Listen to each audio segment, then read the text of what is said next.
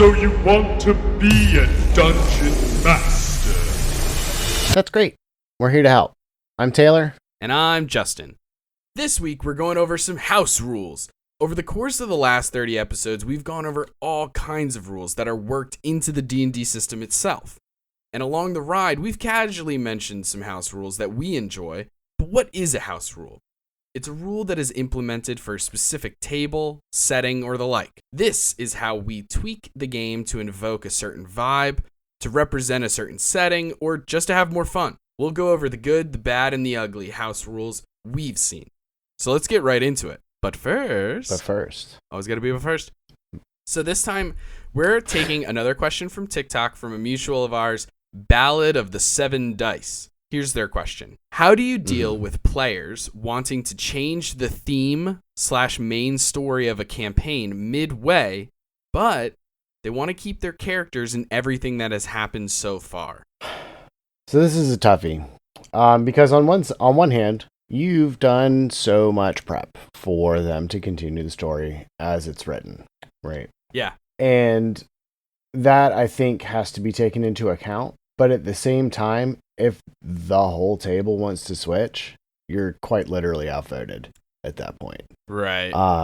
So I think it would be challenging story-wise, but could be done. I would do everything I can to try to talk the party out of it. But like I said, I mean, at the end of the day, if that's what everybody wants to do, and by everybody, I mean unanimous. If there's one person in the party that's like, you know what, I actually kind of like it the way it is, that's it, we're staying.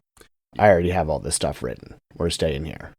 Yeah, it's such an interesting scenario. And I think it also depends so much on context. Like, obviously, if we had more specifics about an example of this, I think we would be able to give significantly more accurate and helpful advice, you know? Right. Because we don't know exactly what they're referring to as changing the theme/main story. Right. You know? So, like... I mean, if this is just a matter of changing quests, then, yeah, okay, you find a wish spell, and the BBEG's just gone now. All right. Now we'll do something else. Yeah, all different ways to handle the BBEG if for some reason that's not the vibes that we're going for. And, you know, you can meet another group of adventurers who take it over or something like that. Right. Kind of take on that quest and go from there. And then also, like, maybe the theme is, like, horror vibes. And halfway through the campaign, it's like, hey, we're kind of tired of horror. Then it's like, okay, all right, we're not going to do horror anymore. I think both sides have to have some flexibility in the transition period, like understanding that it might feel a little bit better for the DM to like have a session or two of transition so that it's not just like this stark, like you step out of Strahd's Barovia and immediately into like Sunshine Land. But maybe a little bit of a Centaur world. Yeah, just like a little bit of backstory reasons for the change. I think that at the end of the day, how do you deal with this? Communication. You gotta have like a sit down with everybody and 100%. Talk about where people are coming from, why they're feeling the way that they're feeling. Because it could be like something as simple as like miscommunication. You know, like they're under the impression that things are going in this direction, and you can be like, oh, okay, I didn't realize that you guys felt that way, and let me assure you, it's actually more like this or something. Mm-hmm. But it also depends on the length of the campaign, like how strenuous this will be for the DM. Very true. I mean, maybe it's just, a couple session jaunt into another realm instead of, changing the whole campaign up. Yeah, definitely. Like switch, go to a different plane, go do something else. I mean, plane hopping is a good way to spice up the vibes without deleting huge portions of the story. Right. Absolutely. Yeah, I think our home campaign does a good job of that, of keeping things feeling fresh. Like we're not always in Waterdeep for the entire 4 years, or even on the Sword Coast. We've gone to the Feywild, now the Shadowfell. We went to Pandemonium. We had some sea jaunts on the Sword Coast. So we've done a little bit of all kinds of stuff just to keep things fresh so that it's not just constantly like, typical high fantasy medieval European vibes. It's like, now we're in this weird Wild West snake-based town in the Shadowfell. It really was. It's just the old Wild West in the Shadowfell. Yeah. And I love it. It was a blast. It was a nice little change of theme in that way, and it was only a session or two. Yeah. So that's what I would say. I think that, gosh, this is going to be one of those advice that, like, I feel like I'm sounding like my dad. Like, there was a time in high school when I drove my truck onto soft sand on accident, and I couldn't get out. Oh. And my dad gave me a 30-minute lecture on how I could have avoided that if I like did X, Y, and Z. And it was like, Dad, all of that advice is so good before I did this. But now that I've done it, what the fuck? What do I do now? I don't need to know what I could have done. Right? Right. So I'm going to sound like my dad here, but here's what you could have done. Go over this shit in session 0. Go over this shit early. This is another reason for things like communicating with your players in between sessions and updating as the campaign goes. Because remember, just because you went over things in session 0 does not mean that that is set in stone for the rest of eternity. Yeah, especially if you have a multi-year campaign going. It just, people change, time changes, everything. Yeah. It changes over the course of years. Yeah. Absolutely. Plus, sometimes we just want to explore new stories and stuff like that. So maybe you're coming to the unfortunate realization halfway through a campaign that it's time to switch gears and people want to try something new. This one's interesting because they do want to keep their characters and everything that's happened so far, but change the main story and the theme. So it's like... So here's how I would do it. Time jump. Oh. Send it back in time. That's interesting. That way, the story's still there, suspended. You've gone back in time. Yeah. And you're also somewhere else. Things are different. Times are different. And, with the way that a lot of these stories and stuff are written, like some of these places have been around for thousands of years. So you could go back and still see earlier iterations of these same cities that you're around. That's a really cool idea. Maybe even dinosaurs. Maybe even dinosaurs, Maybe man. even fucking dinosaurs. I think that's a great way to handle it. Okay, cool. Well, I hope that answered your question a little bit, or at least gave you some ideas and stuff like that. Feel free to send your questions over to our email, soyouwannabeadm@gmail.com. We also have a Discord server. The link for all of those things is in the podcast description, as always. But let's get into the meat of the episode. Let's talk about some house rules. Let's do it. So, right off the bat... Why do we do house rules in the first place? Isn't D&D 5e enough, Taylor? Haven't they already done it all for us?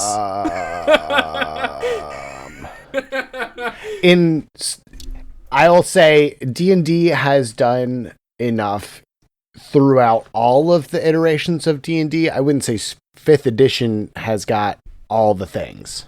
Yeah. You know what I'm saying? There are aspects of earlier iterations of the game that I choose to use as house rules because they make sense and they make things more interesting. Yeah. I also think house rules comes down to personal taste often. Yeah. Do you know what I mean? Like, there are some people, when 5th edition first came out, some people were like, hell yes, I hated 4th edition. Some people are like, oh, this is way too simplistic compared to 3.5 or something like that.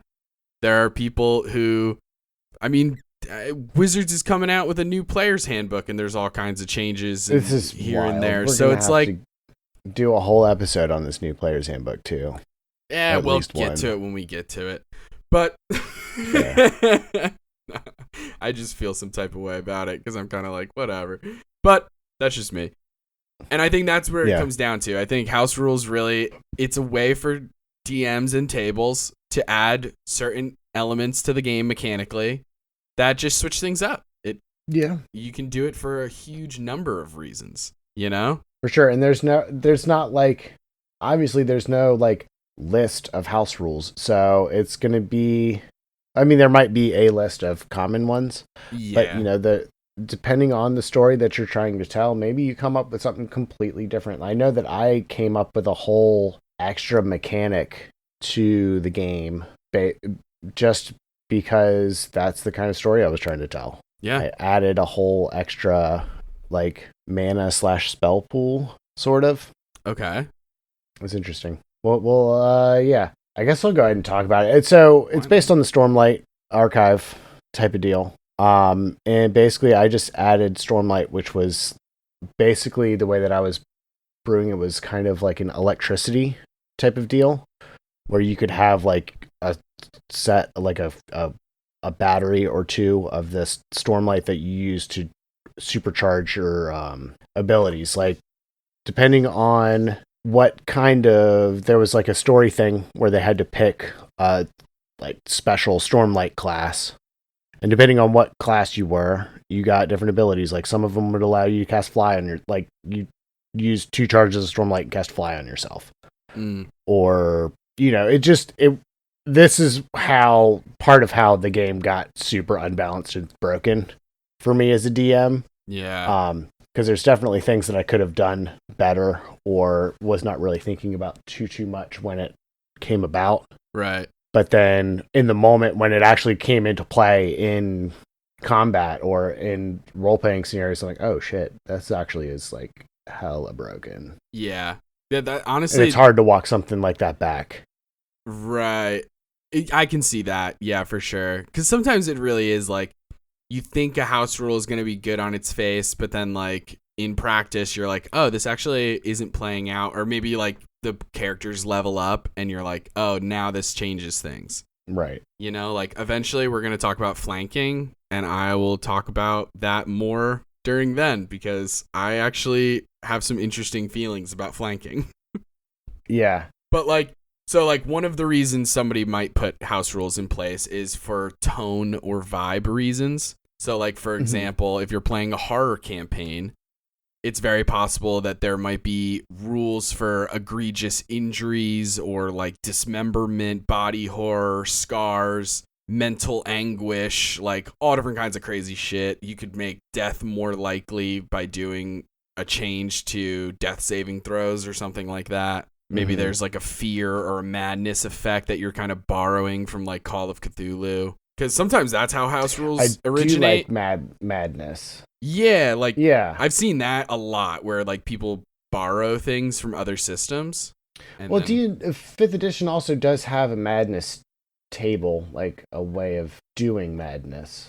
Yeah, for sure. I think it's maybe some of the stuff in there is maybe either too broken or not enough sometimes. Yeah, and it depends on what you want to do. So I think they have like a short-term madness, long-term madness, and like permanent madness, and there's definitely like rules in there for how to do it. But maybe for one reason or another, you're like, you read over that section of the Dungeon Master's Guide and you're like, this isn't what I'm looking for, and that's fine. It's your game. Play it how you want, assuming when I say you, I'm using the plural you and your table. Yeah. But then like, if you want to do a detective murder mystery noir kind of vibe, maybe there are other things you add into it to fit that genre that you're trying to go for. Maybe you're doing a romance game, like Romance and Regency, like Bridgerton vibes, and you are adding in some mechanics to the game where I'm thinking of like specifically, letter writing or rumors and gossip and all different kinds of things that genre sort of plays with. Those are just some examples, but I imagine that there's a billion different house rules that could play into things. Even like, right. Like one particular, like it's sort of a genre is like those hard, like nitty gritty survival kind of vibes of games. And even though it's not a house rule in a way, like encumbrance, right? The idea of encumbrance or keeping track of ammunition and all that kind of stuff. Food. It might be actually the house rule is not using encumbrance and not being really hardcore about keeping track of ammunition and stuff like that. But maybe in this game, because you're playing this survival game where you're in the wilderness and you have to make your own arrows, now you're putting it back in and you're paying more attention to it. And obviously, if you do that and don't let your players know well in advance, then you're a dick. But yeah. Another interesting mechanic for a survival game is to add hunger and thirst in. Yeah. That'd be huge. Yeah. So there's all different kinds of things. Some things are like Shelter normally building. their rules is written. Like, of course, your players have to like eat and drink. Like, that's a given. But 9 times out of 10, the DM doesn't really focus on that. Mhm. You know, like, I don't think I've ever in my life, nor do I really plan on ever being like, actually, Taylor, your water skin only has a third left.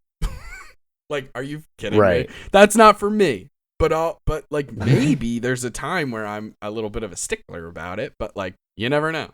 But it gives more of a use to the spells like create water, create and destroy water, or Or good berry. purify food, stuff like that. Yeah. Yeah, absolutely. Exactly.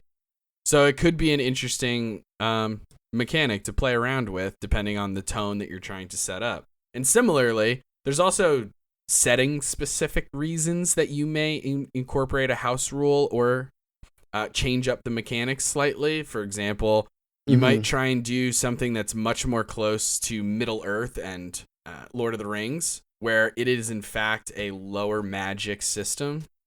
Like Gandalf, Right. ton of magic. But if you look at like the Fellowship of the Rings, out of all of them, Gandalf is, I'm pretty sure, correct me if I'm wrong, the only one who's wielding magic. Like Aragorn, Yes. the Hobbits, Gimli, Legolas, none of them are doing spells. Mages. Yeah. You know what I mean? Yeah, and there's Yeah. not even that many mages in the world. No, there's like 3 in the whole world. Yeah. Yeah, I think there might be 4, but I don't fucking know. It's been so long. Oh yeah, there's the dude with the bird shit all over him. Yeah, Radagast the Brown. I remember him because he likes animals, so I thought he was fun. But maybe you're trying to go a little bit more high tech. Maybe you're incorporating firearm. Maybe you're, incorporating a crafting system that is, 5e tries to incorporate different rules for crafting. A lot of people have found that crafting doesn't work for them because it takes too long. And who wants to spend 8 hours making a common healing potion? That's insane. I mean, yeah, if you're speeding up travel, I can see it making sense, but like, goodness gracious, all different kinds of stuff. If you're doing something like what we did with the seafaring voyage on the Sea of Swords, there's all different kinds of added house rules when it comes to navigating the seas and dealing with storms and disease on the boat and cooking the meals and keeping morale. Morale is a house rule I've seen people use. There's house rules that I've seen people use that are combat specific, for like swarms and hordes. Cleave's a pretty common one. Yeah. So there's all different kinds of reasons that you might want to include house rules at your table and for your game and stuff like that. You can definitely talk to other DMs. Our Discord server is a great place to do that, to get opinions and takes on different house rules and stuff. Keep everything with an open mind in the sense that just because one person isn't about it doesn't mean that it's a bad idea. It could just be not their style. Yeah. And that's fine. It's the beauty of this game. Yeah. And then the most There's important... no one way to play this. There's no one way to play even just this one system, let alone the fact that there are 1,000 TTRPGs out there. Right. But I think first and foremost, and Taylor and I have always said this from the start, the main reason that we play this game is to have fun. So as long as your house rules are aiding in that endeavor, let her rip. Absolutely. Because, that is ultimately what we're here for, is to just have fun. If you come up with a house rule and you think it's really super cool, but your player's like, actually, we kind of fucking hate this, maybe just drop the rule. Yeah, save it. Not everything's... Save it for a different table, or use it as like a one-shot, something like that, Make it a core mechanic there. Absolutely. There's all different kinds of ways. The big thing is to be upfront and open with your table about whatever rules you're applying to them. Yes. Ideally, early and often. Letting people know ahead of time. That's why I'm such a big proponent. I've referred to it as a pre-session 0. This idea of like, for example, like if I'm hitting up a group of people that I want to get together to play a game, and I already have an idea in my head of like mechanic changes. For example, if I'm introducing a world that's like very low healing capabilities, I am going to let people know before session 0 because this is the game that I want to run, and it's important to the setting that death is a high possibility and magic isn't as available. There's 0 resurrection magic, like all this different stuff. I'm going to let people know so early. So in the invitation, it is going to say, heads up, this setting has very limited use of healing. That way people know as early as possible. Right. Because if you're not down for that, I could not respect that more. I get it. I love you still. But that's not next the, that's time not the table. Yeah, next time I play a game that Right. has normal rules on healing, I'll let you know. So definitely communication, transparency, those are crucial for house rules. Yep. And it's also fair, I think, sometimes, like, let's say you're mid-campaign, because I've added house rules to our campaign before, and it's always a conversation. It's, hey, I'm thinking about implementing this new house rule. Here's what it is. How do you guys feel about it? And that's like the first little jump. And then also like giving the idea of like, let's try it for a couple of sessions and we'll touch base again. Yeah. You know, letting them know this is subject to change. Maybe we end up dropping it because we all hate it. Maybe we end up adopting it because we all love it. Or maybe we change it because it's got some good things, but also some bad things. Right. Yeah. And it's always should always be that kind of conversation of, okay, do we hate it? Do we love it? Does it need to be changed? Mm-hmm. And Do we speaking, need to tweak it? yeah, exactly. And speaking of things that we don't like specifically, let's get into some house rules that I've seen on the internet. I've seen it on Bing. I've seen it on forums, TikTok, all over the place. Let's start because I want to end on a positive note, which is why let's talk about the stuff we don't like. Yeah, exactly. Let's start with the stuff we don't like. And as always, an important note, if you and your table are having fun using any of these house rules, send it, baby. Like, yeah, that's fine. That's totally fine. We're not bagging on you. These are our personal tastes. Okay? And Taylor and I might disagree on one or two of these, and that's also fine. That just goes to show that sometimes it doesn't necessarily come down to like, this is objectively a bad idea, although there are some, and I didn't get into like some really crazy ones maybe, but like sometimes it comes down to personal taste. Yeah. I mean, it is just, how do you like to play? Yeah. What do you think fits in your world? Absolutely. And so kicking us right off is the critical fumble table. So, for those who are unaware, I think a critical fumble table, just to let people know, is essentially like when you roll a nat 1. Usually this is reserved for attack rolls and stuff like that, but I've seen it also even expand past that. But it really is just adding other negative consequences to a natural 1. So, like, for example, you roll a nat 1 on, you're shooting a bow and arrow, roll a nat 1. You accidentally shoot yourself in the eye or shoot your friend, or your bow breaks and you have to spend time fixing it or whatever. So, all right. I don't necessarily hate the idea of additional bad things happening on a 1. What I hate about the critical table is that it adds so much time to everything. But if mechanically, you know, again, you're upfront with your players, hey, if you roll a 1, bad things are going to happen. Maybe you roll a 1 in this scenario where you're shooting an arrow, right? You roll a 1, okay, roll a d20, 11 or higher, you just completely miss. 10 or lower, you hit your friend. Yeah. One more roll, and then, you know, provided they're within a reasonable amount of space of each other. Like, I'm thinking, like, if you have, like, your tank is up there next to fighting something and you go to shoot an arrow and you miss, well, there is possibly, since you rolled so poorly, there's a chance now that you maybe hit your friend instead of the bad guy. Yeah, definitely. And I've seen people use it, and like sometimes it makes sense and it's interesting and funny even. I've also seen it sometimes where it's like, man, I already feel like shit for missing. Like, there are times, like, depending on the level that you're at, like, we all remember what it's like when your character has 1 attack per turn. Yeah. Missing already sucks, you know? Yeah. So, like, for me, adding anything on top of that is just like, God damn it. But it's Especially not like, adding it every time. no, I know, but it's just like I've had it happen where it was like a sustained thing where like it depends on the table, right? True. Like, or the rules that I you're would putting never in place. I would never make it a sustained effect. Like you lose your arm or something, or your freaking hand gets cut off. It wouldn't be anything wild like that. But yeah, you might take a little damage, or a ally might take a little damage. Yeah, I'm more okay with that because not only is it not sustained, it's also it literally is instantaneous.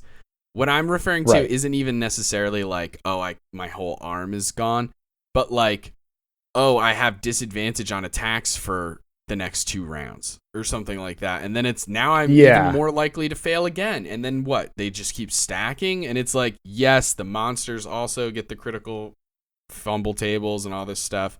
It's just, I just have never liked it. I've played with people who are like either new to 5e, they're like, 5th edition or D&D in general is like not their number one game.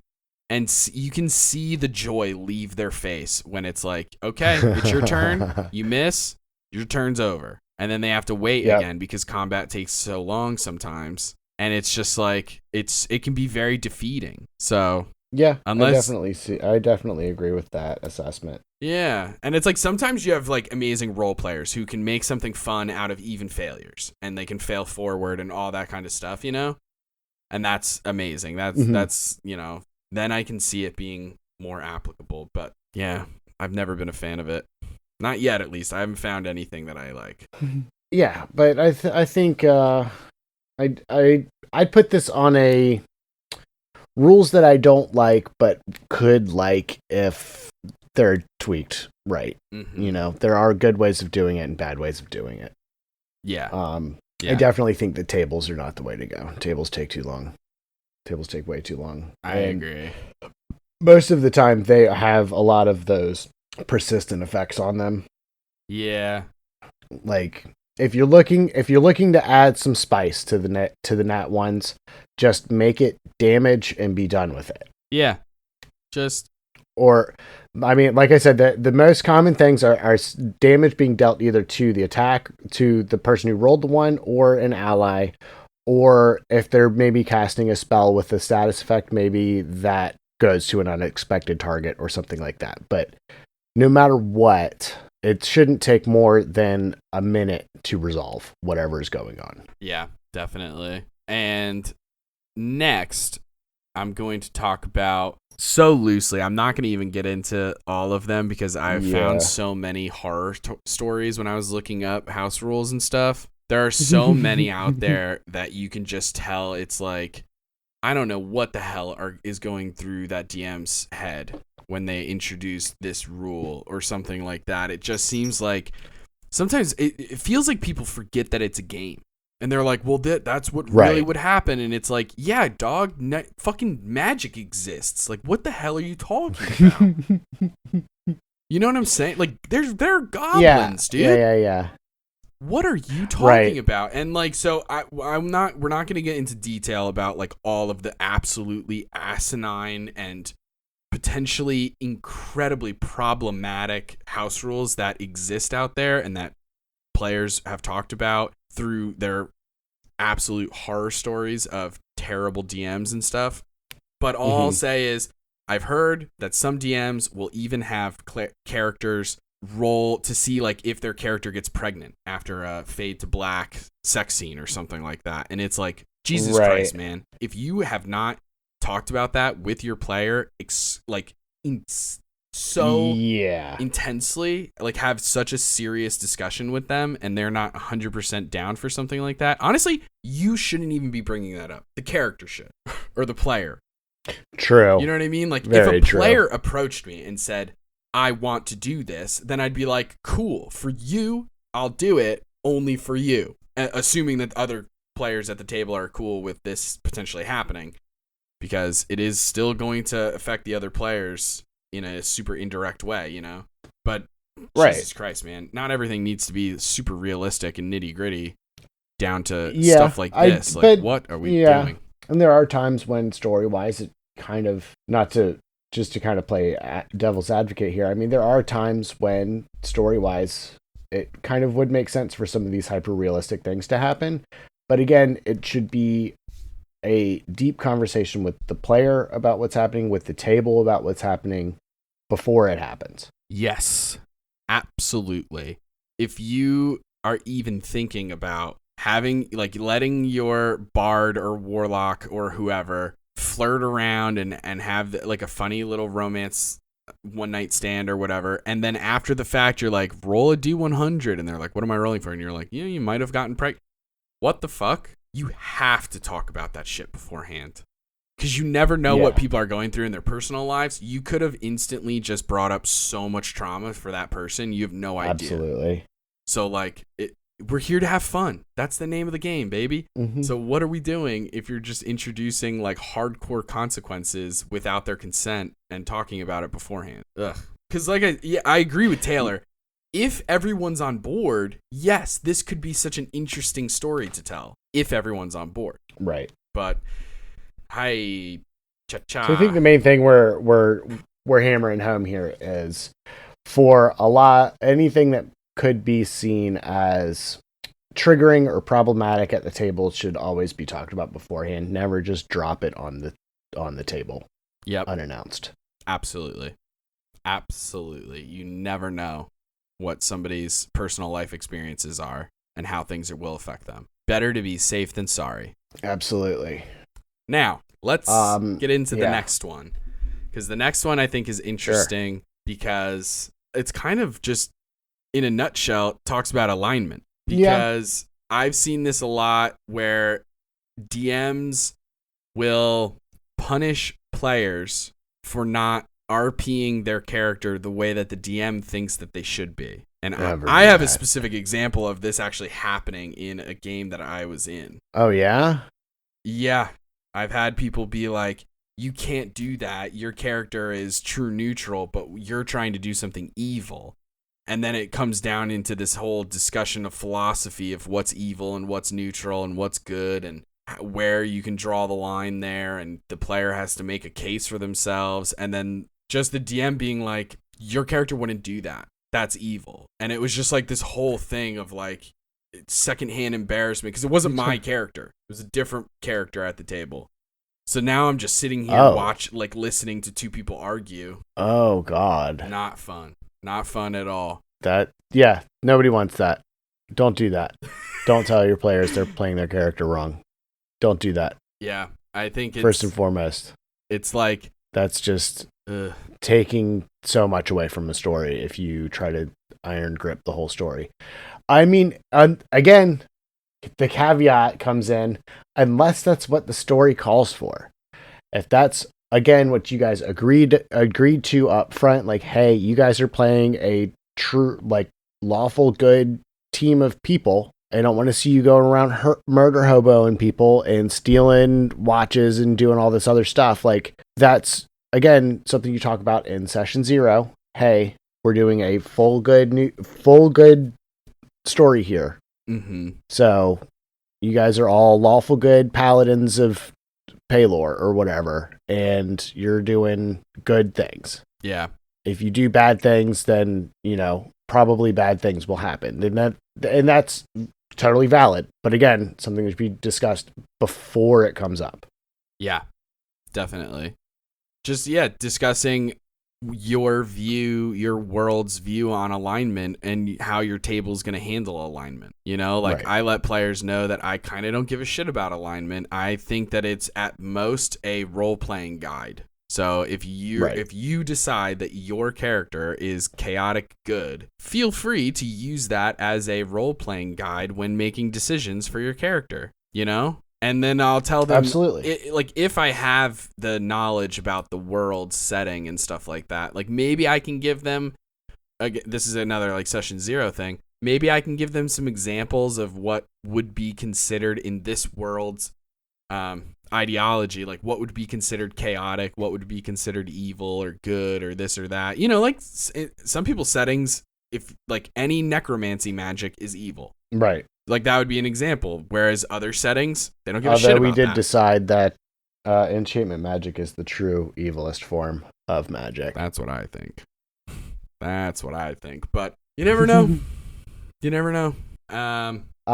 But yeah, I think that's about all we need to harp on about that. Yeah. Alignment is a suggestion, not a rule, unless you make it a rule. But be sure your players are cool with it. Yep. Every single one of these house rules, I feel like I'm saying at the end, saying that at the end, like, hey, it kind of sucks, but it could be cool. But it kind of mostly sucks, but it could be cool. Just make sure your players are cool. Yeah. That's why we said at the top, it really depends on like the table and how you guys decide things and stuff like that, and the consent and discussions and transparency and communication, all that good stuff happening early on to set the expectations and let everybody know what we're dealing with here. It's just as simple as like, some people are into body horror. Some people are like, absolutely not. I want zero of it. Right. There you go. There's an example right there where like, yeah, some people are super into it. Some people hate it. You got to have those conversations so that you know. Yeah. Not a fan myself. Yeah. See, like, I don't like it in visual media. Like, I don't want to watch a TV show where it happens. I'm cool with like a cartoon, like Akira or something, like Akira or something like that. Like, I'm down. I can do it then. But if it's like like the Saw movies, I can't fuck with that. No. But in a tabletop game, I can. That's gross. Because it's just imagination. Like, I might make some faces and be like, ew, this is gross. But I'm fine with it there. I think I've said that many times at our table. That's gross. I hate it. Yeah. It's gross. I hate it. Exactly. But I mean, it's fine. You're right. In this specific medium, body horror is not really as bad. But still some people don't want to think about it. It can be triggering for some people. So make sure you're table school with that. Exactly. That's why we have our own like consent and safety checklist that we use for So You Want to Be a DM when we were playing with people off stream, on stream, all that good stuff. And we do the kind of lines and veils sort of system, except we use the like green light, yellow light, red light sort of vibes. Mm-hmm. If you're like super down for it, it can be discussed in great detail. Green light. If you're like, I don't even want this fucking mentioned, red light. Somewhere in the middle is obviously yellow light, where you're like, hey, I'm cool with body horror, but I don't need you to go on a 10-minute rant about how many eyeballs this guy's got over his body or whatever. Right, exactly. So that's why we do it that way. Give me a show, put a token on Roll20. We can all look at it. Yeah. All right, cool. And it can just be as simple as like, this guy's got a lot of eyeballs, and that's it. Right. He's got too many eyeballs. Moving on. He's got too many eyes. Another one is, I've seen some crazy house rules when it comes to rolling for stats. Yeah, I see what you've put on this paper, and that just sounds crazy. Isn't Go ahead. it? So, now, I have seen people and heard through the grapevine of people forcing the players to roll the stats in a row.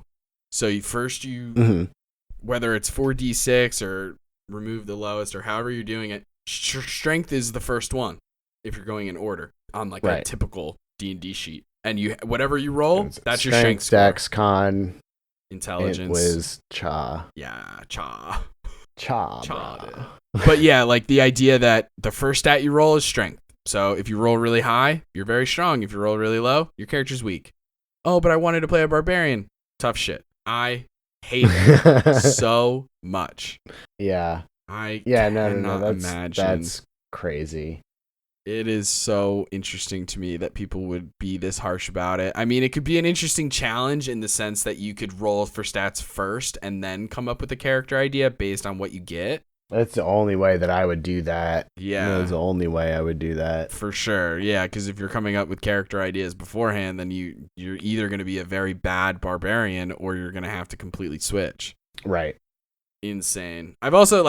I've even seen people do that, like, you know how the normal way that I think we both roll for stats is the 4d6, remove the lowest, and then sometimes we'll do re-roll on ones. I do onesie twosies. There you go. I just do ones. I'll have them re-roll ones and twos. Okay, that's 46 re-roll, and like I'd say in this order because I kind of like my players to be a little bit on the beefy side. Like, I want to be able to throw them into a deadly encounter and not have to worry if I'm going to TPK them. Is basically why I do it this way. But yeah, so it's 4d6, re-roll the 1s and 2s, and then drop the lowest. Very cool. Okay. Do you get to keep re-rolling 1s and 2s? No. Oh. One re-roll on the 1s and 2s. Interesting. Yeah. Because I'm giving you 1s and 2s. I only do but the 1s. But if you re-roll it and you get 1s or 2s, yeah.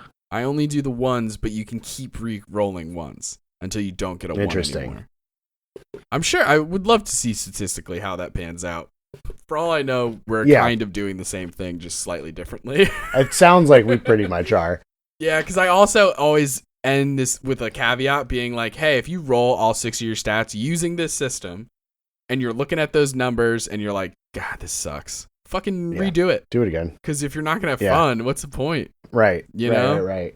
But, like, I've also seen people... There have been times where I'll generally roll them twice, and then sometimes I'll look at it and be like, well, I'll have a really high number, and then everything else is crap on one roll, and then I'll have another one that is, like, more balanced, but I don't have anything that's, like, super high.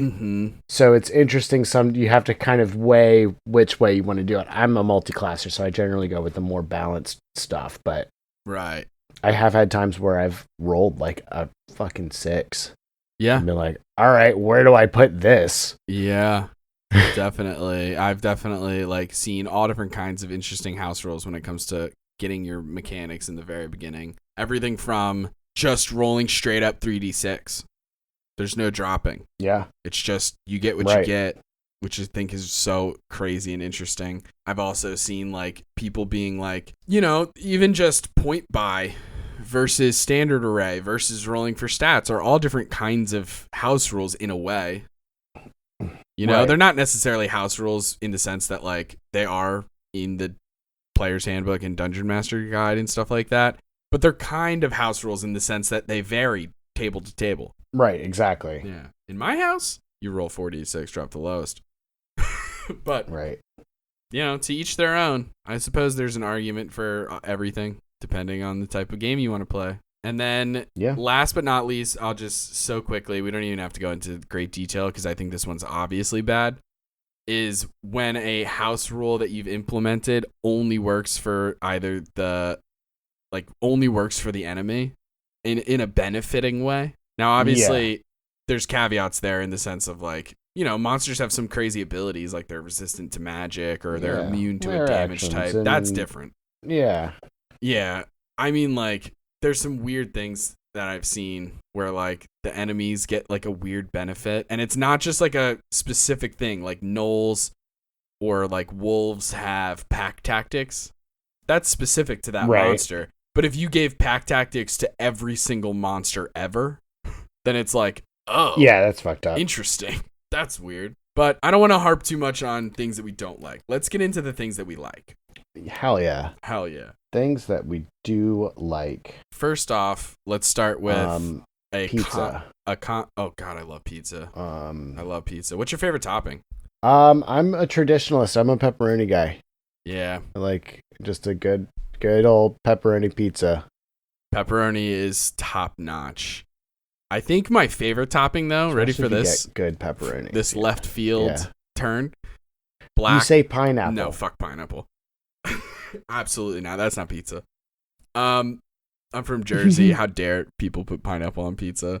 I also don't like pineapple warm. I don't know, man. Whether it's in teriyaki or anything. No, you're not gonna like my answer, but it's not pineapple. How dare you? No. Black olives. I don't mind black olives just like with other stuff. I don't like black olives by itself, but I will have them with other stuff on the pizza. Okay. Fair enough. Like a Supreme? Yeah, like a Supreme. I'm not going to order a Supreme and be like, oh, can you take the black olives off? No, just make it however you're going to make it. I'll eat it. It's fine. It's pizza. I'll eat it. Okay. So let's get into actual house rules. Absolutely. Otherwise, I'm going to talk about pizza for hours. Yeah. I'm so hungry. Okay. I think the first one that we'll talk about is one of the most common ones, not just at all of our tables, but also I've seen this used by so many people, and that is the bonus action healing potion. Normally, it takes an action to drink a potion, and then you roll for the healing. A lot of people, including myself, it's a bonus action to drink that potion. Yep. And some people stop there, and that's what the house rule is.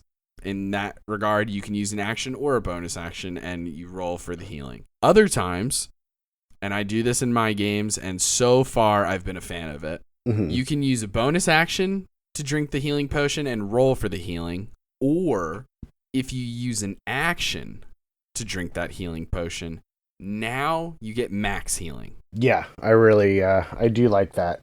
I because like it it a still lot. gives you the action economy.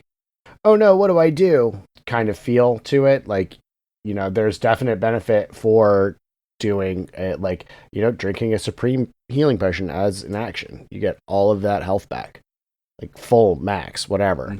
But that's your whole action. Yeah, is to do that. Yeah, so there's a bit of a take trade-off. The chance and literally roll the dice on a bonus action. Right. And then I always keep maybe in there. Maybe you'll do good, maybe you won't. Exactly. It's a trade-off. It's a risk and reward kind of thing. How much of your action economy do you want to spend to get this healing, to be more confident about the amount of healing you get and stuff like that? And then it's kind of like hold on, I got one stupid analogy. Like one of those, you ever seen a pro airsoft person try to refill their hopper? Oh yeah. Sometimes if they take their time, they'll get all the paintballs into the hopper, and it's a cool, solid reload. But then sometimes they're not really paying attention; they're half shooting, and they dump half the paintballs on the ground. Yeah, that's kind of what's happening. That's exactly what's happening. That's a really funny analogy, because I do know, I can picture it in my head of them grabbing one of those tubes off their belt. Yeah, they don't even look, just pop it open, and then half of the freaking paintballs just land on the ground. And their trigger finger's still going crazy. Still going nuts, yeah. Nuts. Wow. Hilarious. And then, like, I always, just as an aside for people who might be listening, I still require it to be an action to give somebody else a healing potion, and you have to roll for it. Absolutely, yeah. Yeah, otherwise it can get wild. But this is also such a good house rule to ensure that people don't have to feel trapped as the designated healer. And in my opinion, the way 5e is designed, healing does not, you're almost, until you get some really high level shit, you're almost never going to be able to out heal some of the damage that these monsters do, right? Healing is almost reserved for when players go down. Now, that, of course, there are builds that is not true for. But I'm saying in general. And so it seems as though 5e sometimes is built where it's like the designers want you to just kill that monster as soon as possible so that it stops doing damage. And this offers a really good way. That way, I mean, Cal's a cleric. Cal has a ton of healing and all this different stuff, but Cal doesn't have to do as much healing use it. because everybody can take bonus action potions. Yep. So it's just an interesting idea to add to the game. I really enjoy it. But let's get into the next one, because I feel some type of way about this next one, and that is flanking. Oh yeah, I love flanking. I know you do. This is up at the top. This is one of my favorite mechanics holdovers from 3.5. Flanking just adds so much to the tacticality of the map and allowing people to kind of think about how they're going to position themselves, think about where they're standing in relation to other enemies. It really just adds that kind of third dimension to the map without really having, a whole lot that actually gets added, Yeah. I mean, I like it. I use it in a lot of our games and stuff like that because it is nice, and especially nice at the lower levels. It gives players an opportunity to get advantage early on. And defining it, flanking is essentially when two allies are on opposite sides of a enemy, and what that results in is getting advantage on attack rolls. So it's a really nice way to just improve the chances of hitting and stuff like that. The reason I don't like it is because sometimes it can feel, I don't know. It's just like when I'm playing as the enemies, I'm always like, I know that it makes the most sense for me to do the flanking thing and get advantage and stuff like that. But then I almost feel like I'm metagaming a little bit. I don't know. And then I also think that there are so many abilities in the game that grant advantage that it can sometimes take away from them. Like, Yeah. when you introduce flanking, a barbarian's reckless attack becomes less important. True. And for those reasons, I'm sometimes like, oh, I don't know if they really need to and I definitely can see that. And so, like, the big thing, another thing about flanking, like a knock against it, is it really precludes theater of the mind. Oh, yeah. I tried to do theater of the mind with my table, and then this was like first combat in 5th edition, and everybody was like, well, where's the map? And I was like, well, 5th edition doesn't really have a thing, doesn't necessarily need a map. We can just do the thing. But how do I know if I'm flanking? I'm like, well, flanking's not really a thing. And they're like, oh man, whatever. And I was like, okay, well, if you guys want to do flanking and do maps, that's cool. Yeah. I'll just roll 20's a thing. I just threw together a quick map and we went with it. Right. Right. So, but that was just kind of one of those things where it's like, you can't really do that and do theater of the mind type of combats. Mm-hmm. And so sometimes that just means you're going to have to prep every single combat, or at least be ready to make something and roll 20 on the fly. Yeah, definitely. Flanking does depend on the grids a little bit. Because there's going to also be like some weird scenarios when like monsters are different sizes where like it doesn't match up perfectly. And so you have to figure out, because it's a house rule and not a super established thing. I mean, I'm sure 3.5 had more specific rules for it. I don't know, like in terms of, do you have to cut the enemy token perfectly in half, or how that works? No, it's just the line just has to go through the enemy. Oh, that's so really interesting. So you could pick up flanking off of more than one thing. Wow. Yeah. Okay. Yeah, that's so interesting. But because it was worked into the system, I imagine it was balanced for differently. Yes. Yeah. So there was a lot of opportunity attacks were a lot different in 3.5 as well. Yeah. Whereas like any form of movement next to an enemy procced an opportunity attack. It doesn't matter. You could do. There was a special move called a shift. That cost half of your movement to shift away without proccing an opportunity attack. But again, it's still, it costs half your movement to do it. Oh, interesting. Yeah. So but there was no disengage action. Got it. Yeah. See, so there's all different kinds of things set up around it. It's why sometimes I have an issue with it. Sometimes I'm down for it because I'm just like, whatever. If the players have advantage, things will end sooner. They'll be better at hitting. They're going to feel good about it. Yeah, I like the power fantasy of it. But the players also have to be down for when the enemies do it. Yeah. Yeah, absolutely. Absolutely. You need to, it cuts both ways. Yeah. So that's flanking. Then another really common one that I'm personally a huge fan of, I'm pretty sure you are too, just the idea of ignoring encumbrance. In general. Yeah. It's so much to keep track of already. Yeah. I think everything is so much to keep track of already. It's encumbrance. And like I've seen some people, or at least there's like a rule of coins cost money too. So coins cost money? Do you mean or coins have weight too? That's what I meant to say. Coins have weight too. Yeah, they do. Yeah. It's crazy how heavy they depending on how much money you keep on you, you could be encumbered just in gold. Yeah. That's why you got to get that platinum. You got to upgrade so you can carry more money. So yeah, I mean, we don't even have to get into it that much. It not only is it annoying from a bookkeeping standpoint, but it's also just like, it's one of those things that it's so easy for me to suspend my disbelief and just be like, yeah, you got 7 javelins, whatever. Whatever. Right. And if you want to play by the rules and still be harsh about it, but you're also like, this is a little annoying, just give everybody a bag of holding. Who the fuck cares? It's so easy. That's how I deal with encumbrance.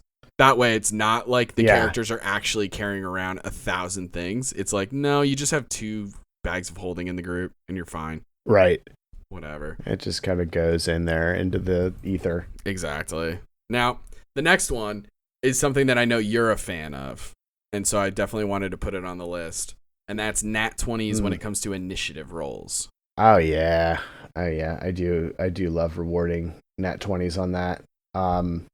Usually the way that I usually play it is if you roll a nat 20 when you're going for initiative, you go first, no matter what. Yeah. If for some reason, God forbid, there are 2 nat 20s that get rolled for initiative, it's higher deck. Same kind of tie-breaking rules as initiative. But for the most part, if you roll a nat 20, you're going first.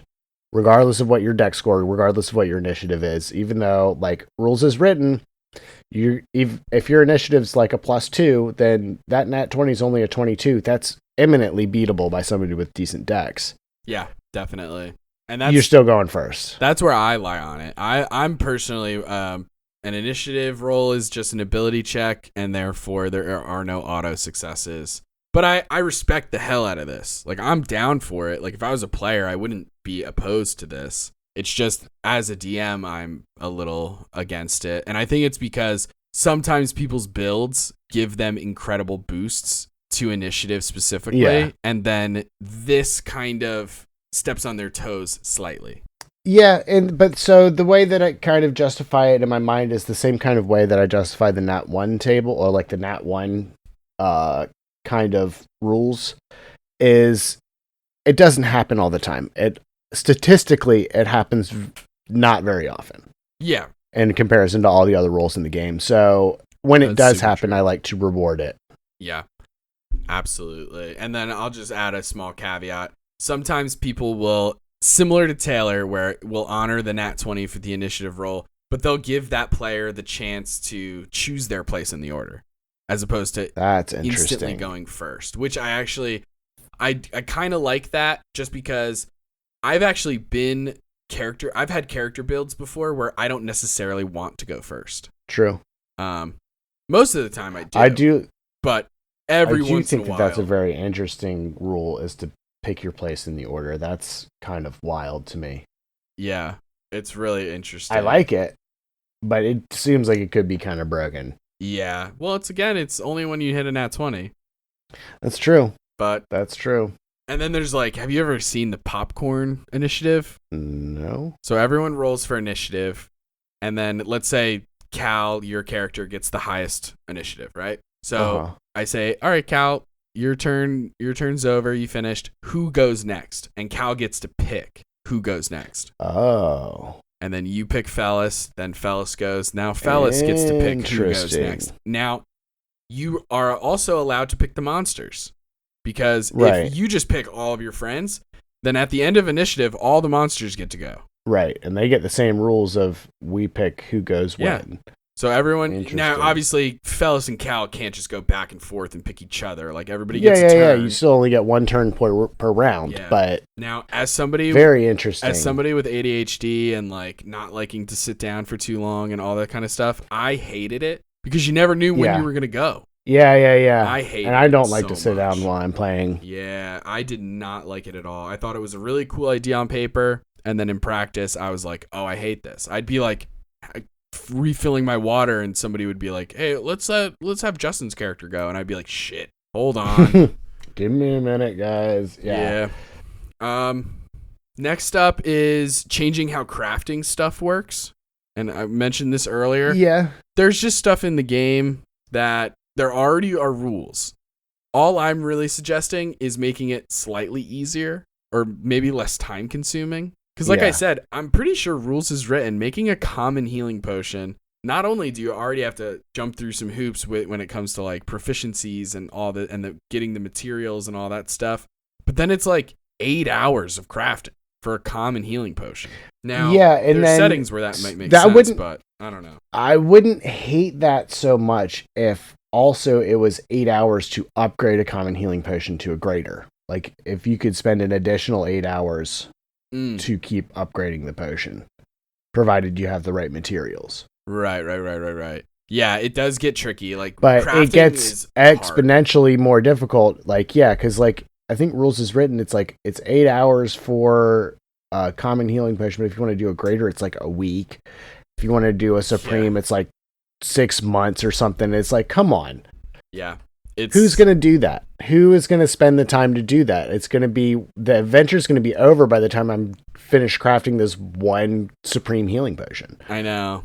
Exactly. I don't know if it's like some way to justify the costs. Because, you know, like, rules is written, a common healing potion, 50 gold. Greater healing potion, 4d4 plus 4 worth of healing.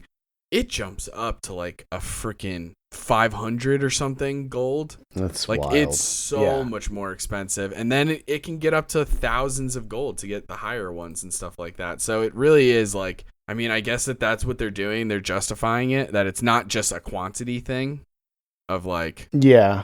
Oh, well, if a common healing potion takes 8 hours, then a greater healing potion 16 hours.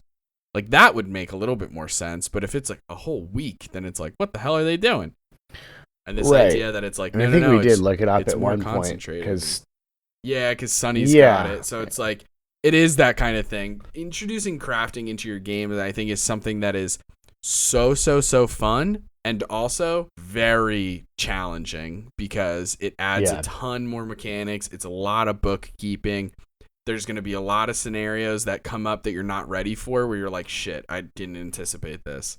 So it's something that I really like, but also that I'm like, ugh, this is rough. Yeah. It's hard to do well, but when it's done well, I think it's really, really interesting. That's why I kind of just like we've introduced like a house rule in our Sword Coast coup game where it's like you can harvest things from monsters, and it's just as simple as bring it to a specialist. Right, bring it to a leather worker, bring it to a taxidermist or whoever the hell we need to take it to. Exactly, and they'll figure it out. And that has been worst comes to worst, take it to the magic item dealer and then let them figure out what to do with it. Yeah, and maybe depending on how powerful the item is, maybe I'll have it take a couple days or some shit. But also, like, you know, we'll see. Yeah. So I've had a lot of fun with that. That's that one. Now, let's go over The Last Stand. Have you ever heard of something like this? I haven't until I saw it on the outline. It's interesting. Yeah. So I've seen it done a couple different ways. I've seen it done where when your character hits 0 and you're making death saves, you can take an extra action, this idea. Or even like I've seen it done. There's so many different flavors of this, you know? It kind of is like the bonus action potion where sometimes people add the action thing. Sometimes people do that, you know? I've seen it done where, let's say you fail that last death saving throw. Your character is about to die. Dead. Sure. They will let you take one final action before your character dies. And obviously it can't be like a healing. Yeah, no. I was going to say. No, that would be crazy. It can't be that. Healing word. Let me drink the supreme healing potion as an action. No. You're ruining it. You're ruining it. But you can make like one final attack. Okay. Cast that high level spell slot that you still have to cast a lightning bolt or do call lightning or something. As this one final stand. God damn it, Taylor. You said I have a high level spell slot left. Yeah, for an attack. Okay, fine. Jeez. I'll be an artificer. Louise. Yeah, right. So I've seen this before. I think it's really cool. I kind of like the idea a lot, as long as I guess you're being really nitpicky about it and being like, you have one last action. No, you can't use a healing potion. No, you cannot cast Cure Wounds or Healing Word on yourself. So, no, you cannot use Lay on Hands and all of the healing things. Sure, okay. But I think it's a cool idea because, I mean, it just gives that player one last chance to do something cool before they die. Yeah. Like, they're still going to die. That's a guarantee. Unless they get revivified or some shit. That's a guarantee. But they get one last stand, and I think that's really cool. I've also seen people allow this during the death saving throw process. However, it cost a failed death save. Rough. I think that's really fun. I like the risk. I think that's fair. Yeah. I think that's fair. Because I think that could be really cool. Because there are times when, like, if your character is down, then presumably you're midway through combat. Presumably the bad guy has already taken some damage. Pretty fucking cool to kind of go out in a blaze of glory like this. Yeah, and I think adding the failed death save as a cost of doing this makes it fair. Yeah. I don't know that I would just let people do this willy-nilly. Right. Yeah, I think either I would do and it. I also I would think either they do could it only like do it if they already had 2 failed death saves on it too. right. Yeah, crazy. So if you do this, you can do this, but you're dead at the end. Yeah, go out in a blaze of glory. There are times where I might do it. Who knows? Be really, really cool. What a story to tell. Anyway, What a story. that's the last stand. I'm sure other DMs who have actually used this rule can explain it better. We have some mutuals on TikTok who have talked about it, and I've always been like, oh, wow, what an interesting idea. And then last but not least, just the idea of allowing ability checks during combat without requiring actions. I agree. I think that's always a good thing, especially if there's a mechanic to the fight other than just combat. Yeah. Huge. Like investigation checks, perception checks, that kind of stuff, wisdom checks, or not wisdom checks, but like insight checks. That's the one I was looking for. All of those I think should be free in combat, to be perfectly honest. Just if the player is trying to get more information about the setting, about what's going on in the room, it's almost a necessity. But rules is written, it's an action. Yeah. Yep. Definitely. That's why if you look up an Ancient Dragon's stat block, it costs a legendary action. You can make a perception check with a legendary action. Wild. That's crazy. I want to shake the hand of the DM who's ever fucking done that. But maybe it makes sense. I mean, they have an insane bonus to perception. And they have true sight and all of that stuff too. Well, they have blind sight. Blind sight? Okay. Yeah, so technically, but it's wild. It's like 120 feet or something, right? It's something wild. It's something like that. Yeah. But anyway, I love doing it for so many different reasons. That, like Taylor's saying, there's so many different reasons that you can explain things without just outwardly being like, all right, guys, you have to dismantle this machinery. Otherwise, this bad thing is going to keep happening. Hey, guys, you notice that this is happening over in this corner of the map. So instead of breaking immersion, you can use these ability checks as a way to stay in the game and in the level of the story and still explain things like that. It's also a really good way. I've done it sometimes impromptu where like I'm not necessarily letting them just pick a random ability check to do every single turn, but sometimes I'll ask for one when I can tell that they're misinterpreting something that I had said. Like maybe I misspoke and I explained things one way and they interpreted it in not the way I intended. So then I'll say, oh, interesting. Okay. Actually, everybody make a perception check or something. Or like at the top of your turn. It's actually not like that at all. Yeah, make a perception check actually at the top of your turn for free. I always let the players know that it's free because I don't want them to feel like I'm forcing them to use their action or something. Right. But you can also do insight checks to see like where an enemy's headspace is.